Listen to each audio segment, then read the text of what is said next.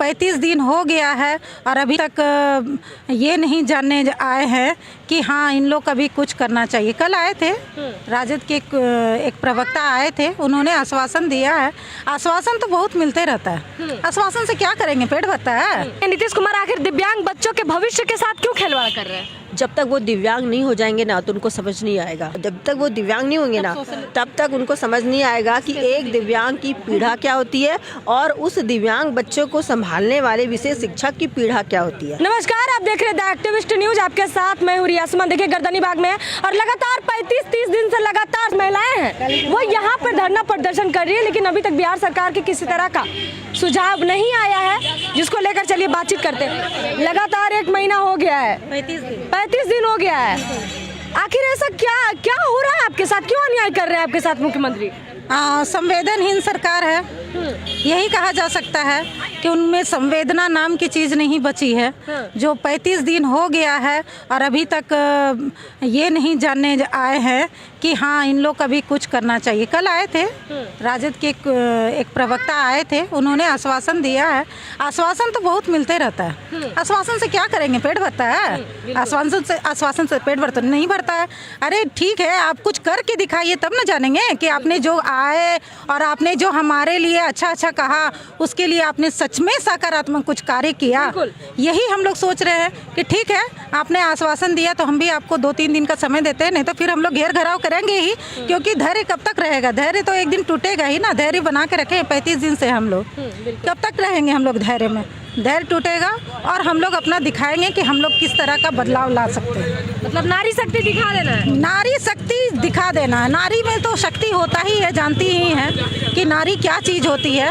अच्छे पाले में पड़ जाते हैं, उसके बाद क्या होता है? बताया जा रहा है कि महिला में जो शक्ति है और महिला चाहे तो सत्ता पलट सकती है और महिला चाहे तो सत्ता में ला भी सकती है। बिल्कुल आने वाले समय में दिखाएंगे अगर आपके साथ नहीं अन्याय हुआ तो। अन्याय अगर हो रहा है तो इसका खामियाजा तो सरकार भोगेगी, क्योंकि एक तो हम लोग नारियां हैं और दूसरा अन्याय जिसके साथ हो रहा है वो दिव्यांग है, ये जान लीजिए। क्योंकि सबसे बड़ी बात ये है कि अभी बोर्ड का एग्ज़ाम होने वाले हैं। बिल्कुल बोर्ड का एग्ज़ाम होने वाला है। सरकार तो संवेदनहीन हो गई है, ये आप लोग देख ही रहे हैं, लेकिन संवेदना हम लोग में बचा है। जो आज हम लोग यहाँ बैठे हैं तब भी हम लोग को चिंता इस बात का है कि मेरे जो बच्चे सिखाए हुए हैं वो क्या करेंगे, कैसे एग्ज़ाम देंगे, ये बात का चिंता हम लोग को है। लेकिन अब सरकार ने कल ही जैसे राजद के एक प्रवक्ता आए थे तो कहे कि आप अपने लिए लड़िए, या तो उनके लिए लड़िए या अपने लिए लड़िए। लेकिन नहीं, हम लोग वैसे नहीं हैं कि हम लोग छोड़ देंगे उनको। किसी ना किसी तरह से तो कुछ ना कुछ करेंगे, ये उनका साल तो बर्बाद होने नहीं देंगे। लेकिन यही गुजारिश करते हैं सरकार से भी कि जिस तरह हम लोग थोड़ा अपनी संवेदना दिखाते हैं, आप भी हमारे प्रति वैसे ही संवेदना रखिए।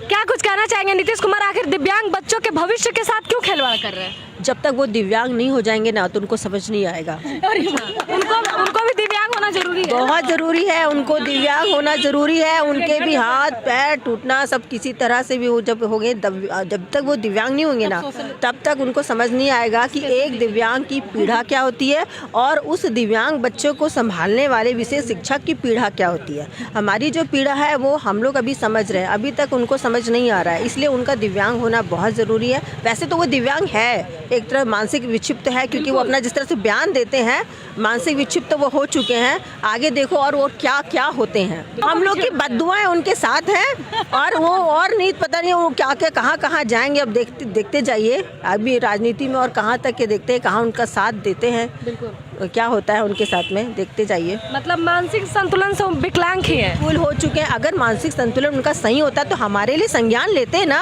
दिव्यांग बच्चों के लिए संज्ञान लेते ना। उनको पता तो होता कि दिव्यांग बच्चे मतलब किस तरह से उनकी पढ़ाई बाधित हो रही है, बिल्कुल कोई मतलब नहीं है। जिस तरह से एक विक्षिप्त होता है जिसको कोई मतलब नहीं रहता, दिन दुनिया से बेखबर होता है, आज उसी तरह से श्री नीतीश कुमार महोदय भी वही काम कर रहे हैं। उनको समझ में नहीं आ रहा है कि विशेष शिक्षक का होना कितना अनिवार्य है। हर शारीरिक शिक्षा की उनको ज़रूरत लग रही है। यहाँ तक कि उर्दू शिक्षक के लिए भी उनको ज़रूरत लग रही है। डांस क्लास सब कुछ सारे लोगों का के लिए शिक्षक है, लेकिन दिव्यांग बच्चों को पढ़ाने के लिए शिक्षक का उनका अभाव नहीं दिख रहा है। तो ये इसको क्या कहेंगे? तो यही कहेंगे ना कि एक लापरवाह सरकार है, गैर जिम्मेदार सरकार है, यही बोलेंगे।